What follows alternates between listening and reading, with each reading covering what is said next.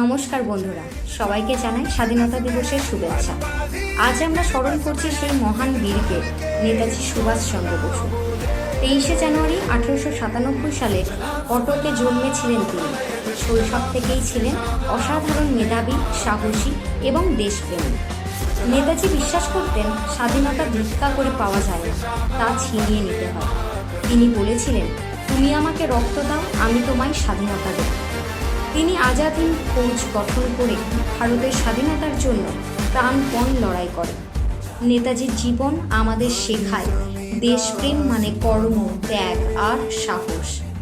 আজ আমরা স্বাধীন, কিন্তু এই স্বাধীনতার পেছনে আছে তার মতো অসংখ্য বীরের আত্মত্যাগ।